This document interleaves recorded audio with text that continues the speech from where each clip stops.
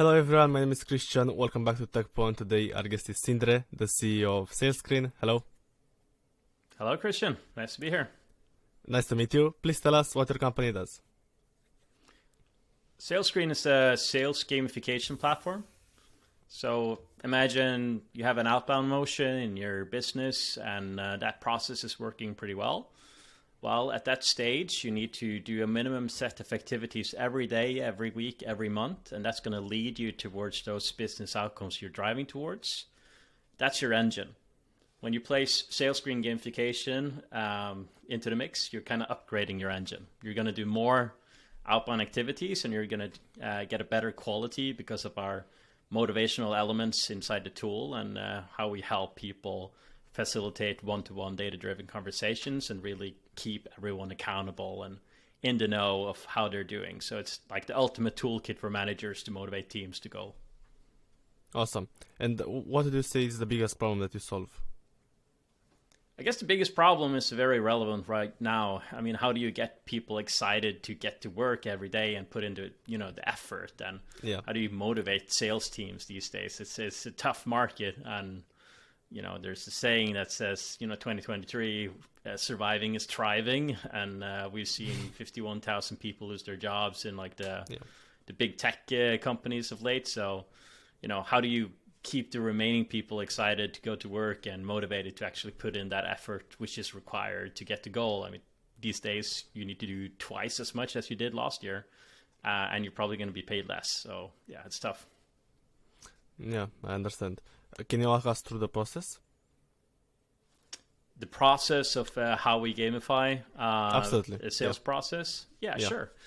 So you always start by having some business outcomes. So let's say you're a software company, and since you're interviewing SaaS founders, and you have a BDR team that's supposed to build pipeline. The ultimate goal of the business is to create more pipeline.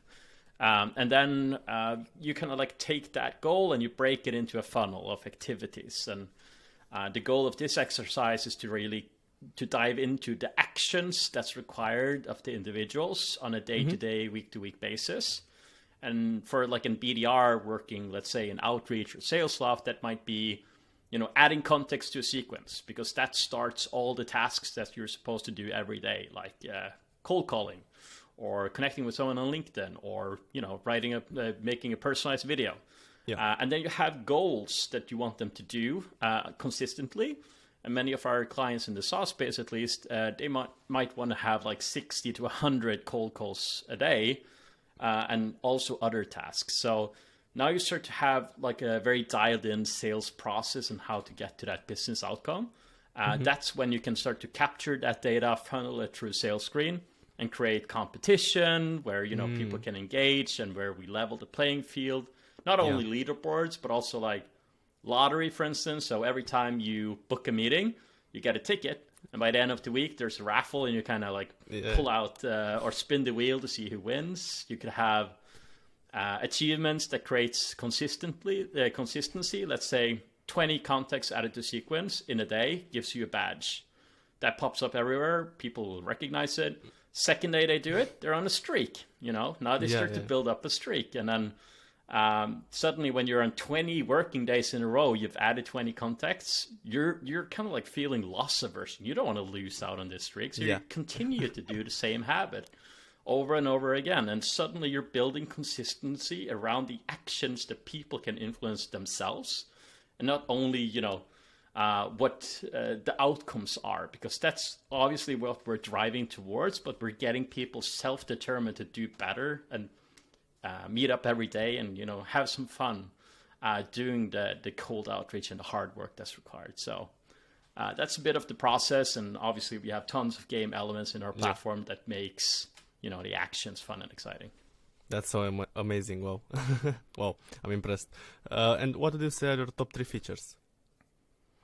The TV visualization is probably one, because if you don't know how you're tracking towards goal, then you don't have accountability and you don't know what you should be doing because your goal is not visible. So like visualizing that on a TV and also on our mobile app, if you're working the field, is really important. And once you know where you're at, Then you can start to create some bumps in your performance. And one of the key features there is probably competitions. So we have like hundreds of templates. You can spin up a meeting competition or a point-weighted competition, or, you know, a treasure hunt where you get to open a chest and steal from others. Fun games like that.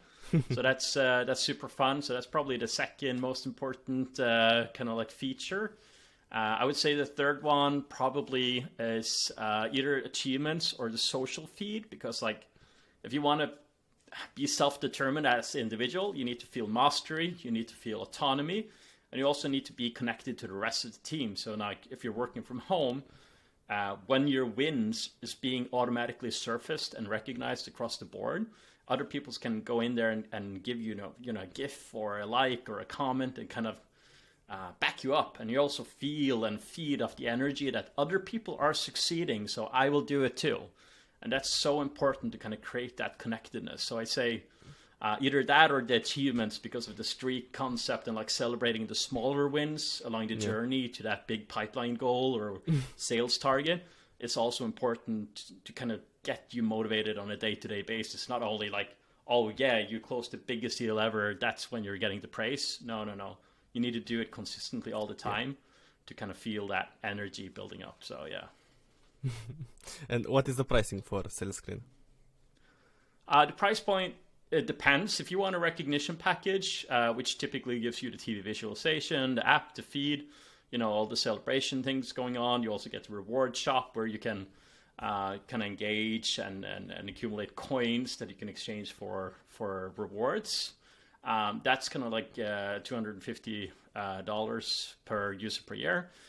If you want a full gamification platform with all the achievements, the competitions, and everything that goes into it, then it's $500 typically per seat per year. Obviously, it is a bit of a discount based on volume. We have customers all the way up until, I think the biggest one probably has 19,000 seats on our platform. Wow. So you can imagine they have a slightly less per user price point than the ones who are like 15, 20 people. That's great. And can you share with us some of your integrations? Sorry, could you repeat that? Sure. If you can share with us some of your integrations. So the tools that the Sales Screens integrates with. Yeah, sure. I mean, we have a full list on our website, but we obviously integrate with most of the CRM systems out there, like Salesforce, HubSpot, Microsoft Dynamics. We also integrate with most of the engagement tools like SalesLoft and Outreach. You know, our goal is to capture the activities, the actions that people do on a recurring basis. We have some other key integrations. For instance, if you're working with field sales and you're knocking doors, then you need to have an engagement tool like SalesRabbit. So those are a strong partner of ours in that field. If you're working in like a call center or like recruitment, then we have specific niche CRM or integrations in those spaces like iSales CRM and VisRT and tons of different types of systems. So Vincere. So yeah, we have a long list of integrations that we built up since launch in March 2014. But we also still have quite a lot of customers manually inputting their data, either through spreadsheets or having their reps use the mobile app or web app to input it live in the system itself. Okay, and how competitive is the sales gamification space?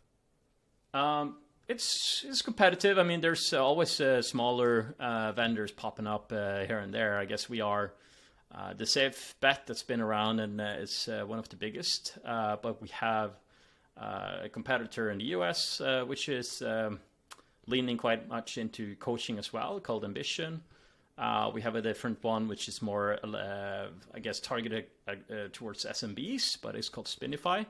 They're based out of Australia. We have like a different one in Denmark called Plecto, which is more, I would say, business intelligence based or like dashboards, but still have gamification. So there's quite a lot of different types of vendors out there, and it's competitive. But I would say in any new space like the sales gamification, I would say it's good to have many competitors because then they're spreading the gospel and educating the market on the benefits of gamification. Absolutely. But what is the first company to start in this space? I guess we were one of the first ones. Remember when we started, we didn't really, we said gamification, you know, and nobody ever heard about gamification at the time. Yeah. So they were like, what? And we eventually were like, well, you know, we're a replacement for the whiteboard and the bell that people ring when they close deals. Because we have YouTube celebrations going off on the TV screens when you close the deal, you know, stuff like that. So it kind of became a replacement or like a digital whiteboard and a sales bell concept until people were more educated about gamification and we could explain to them that's actually what we're doing. So, you know, the market has matured. Now people know what gamification is. Yeah. But I still, you know, see it as a great opportunity, and in most cases, it's not like we're meeting a lot of competitors. It's more educating and getting them sold on the concept. But when did you start the company exactly? We actually started as a consultancy company back in 2011. So that's when I founded it as a university student on computer science, and then took a couple of iterations before we kind of found the Salesforce product, which was launched 1st of March 2014. And how did you come up with the idea? Yeah, so I'm not going to take all praise for that. We actually had a fairly amazing customer back in Norway where this company was founded, which used our tool at the time, a corporate messaging application, to send out like a message every time somebody closed a deal to create like a buzz or energy in the field sales and call centers. Yeah. And they sent tens of thousands of messages and then they started to ask us like, hey, could we add in the sale directly in your mobile app? And that message could include like, you know, a leaderboard of the day and how you're trending towards your target. And we're like, wow, that's a great idea. We never looked at this use case of like motivating salespeople through this notification. And we're like, okay. And then we, at one point they asked, hey, you guys have so much sales data on us right now. It would be amazing if you could get those messages, you know, those leaderboards up on TV screens in the call centers. And we're like, wow, that's brilliant. And we did that. And suddenly the Jungle Telegraph just hit and people started to call us out of the blue and saying, hey, we saw this amazing tool with Eye of the Tiger playing and stuff. And like, we want to buy it too. And we just pivoted hard and went all in. Yeah, this shows the importance of feedback. Wow. Absolutely. Yeah. And how big is your team right now? We're probably around 60 people now. And have you raised any funds? Yes, we did. We did raise a small round in 2018, a couple of $1 million, and then we've added a bit here and there. So over the lifespan, probably close to 7 million, including all debt. So $7 million raised, $7 million ARR. So it's kind of like dollar for a dollar. Nice. And what has been your best growth tactic? The best growth hack. I would say the product itself, by having the TV visualization. Obviously, a lot of people saw that when they entered other office spaces and then were curious on like, what is this? You know, amazing. You see the leaderboards and competitions ongoing and, oh, wow, there's a YouTube celebration, you know. And they, so we, you know, the first years we did everything just came inbound because of that. So it was building a virality loop or whatever you want to call that into your product is always smart, and we've tried to build on that as well. Now we allow reps to share their achievements in social media, so you kind of get like a sales screen certified achievement if when you share that out on your profile or in the LinkedIn feed. Which is great because they have probably hundreds, if not thousands, of followers. So it really does create brand awareness and spread. So I would say build something into the product, and that's what we've done, and that's been great for us. Amazing. And what has been your biggest challenge since starting the company? I mean, the biggest challenge obviously came under COVID because we had a bigger reliance on the TV visualization. And a lot of customers bought us because of the TV visualization. That was a key feature, and suddenly they were working from home. It didn't take long until we realized that was actually a great opportunity for us, and we had our best growth ever due to the fact that people felt disconnected and wanted to get more of that connectedness that they used to have in the office. So it was a silver lining in it, but under that time frame, we were like, okay, we were actually looking into raising a bit more money, and then suddenly this feature isn't as important anymore. So we kind of had to shift, and then we went back into the office, and this whole economic downturn came knocking on our doors. So then again, our funding plans got derailed yet again. So kind of like managing just growth and efficiency has been quite tough in a market where 1 second, VCs favor growth, and the other second you need to have efficiency, and that those transitions are pretty brutal. So that's been a big challenge. Yeah, that's a good story. And what's your future vision for SalesScreen? I think that every revenue team out there really needs to have at least one tool in their ecosystem that talks human. These days with ChatGPT and AI and machine learning and everything, having something that just captures the human emotions and try to make work a bit more fun and exciting, and build people up from a psychological point of view. I definitely believe that this should be a part of the ecosystem everywhere. So we're building out this space, and we're going to keep on building it until everyone has a SalesScreen in their tech stack. Awesome. And I'd love to hear your backstory. So how you started your career, even before SalesScreen. Well, I did start pretty young. As a 22-year-old, I founded this company. So it turns out that was always the plan, I would say. I was pretty much a tech geek from age of 13. I was coding in assembly level. I hacked my high school and middle school, and went all over when it came to like programming and computer science. But I realized it was the challenges and overcoming it that was really motivating me. So the ultimate challenge was obviously to create my own business. So I started to prepare towards that, and did a lot of like side jobs and IT consultancy work, and made some mobile apps, and experimented with many different things. Yep. Until I just said, well, let's just get going.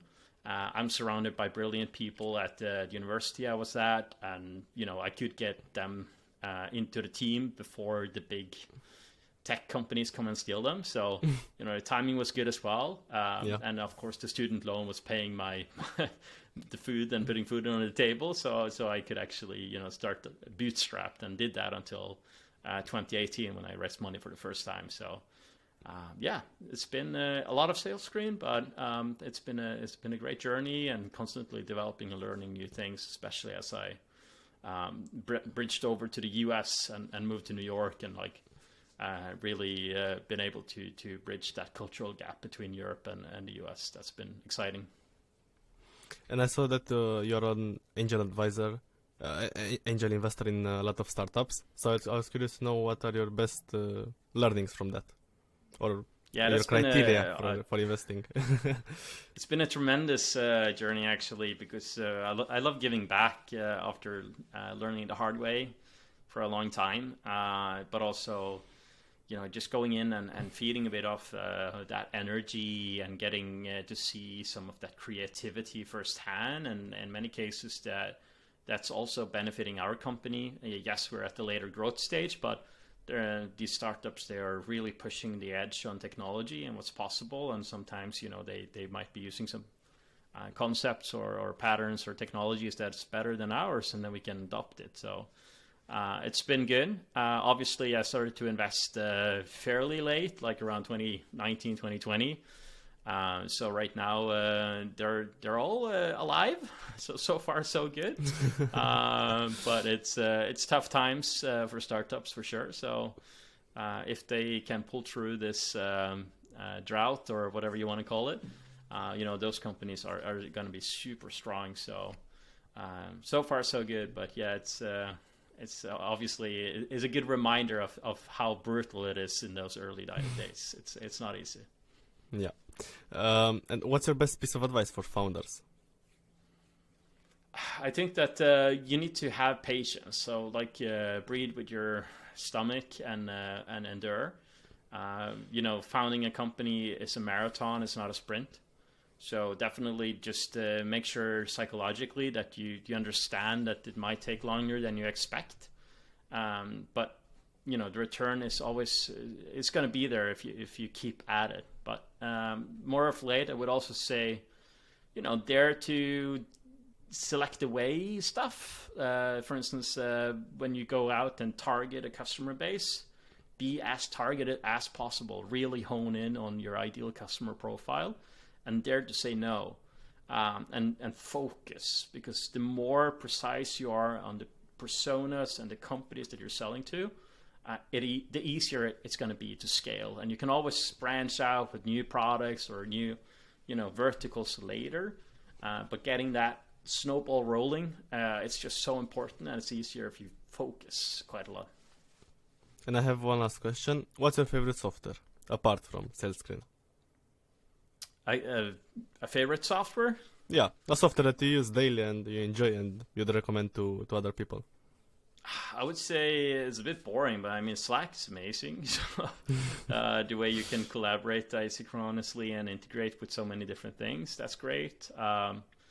Give you a couple of other bonuses. Again, boring, but Salesforce is such a great tool because it's so flexible. So if you have good people, you can really adapt all your processes to work inside that CRM. It's a big investment, but when you get there, it's really worth it. And then finally, I would say Notion is becoming more and more important for us because we have put more or less everything in there. Sales Screen training academies and Sales Screen product processes and all collaboration and playbooks and all of that. So it's really a decent hub. It's kind of like the old SharePoint for those who are dinosaurs like me, but just Yeah. better. Is there anything else that you want to tell us today on the podcast? Hang in there, better days are coming. It's probably going to be another 4 to 6 months until the tides are turning. But if you look for, and learn from history, bear markets, when things are going down, is always much shorter than bull markets, and rarely much more than a year and a half. So I do believe that if you stick to and believe in your process and believe in your company, and you're able to survive, you're going to thrive after. So you're going to get not only the fruit from the labors that you put in now, and everyone that listens to you, but they can't buy it because of the market. They're going to come back once things turn at the same time as you build up a new pipeline. So you're going to get like a double whammy when things turn, and then it's really going to go fast again. So, keep at it, and it's going to be good in the end. That's awesome. Thank you so much for being here. I really appreciate it. Thanks for having me. It was a pleasure.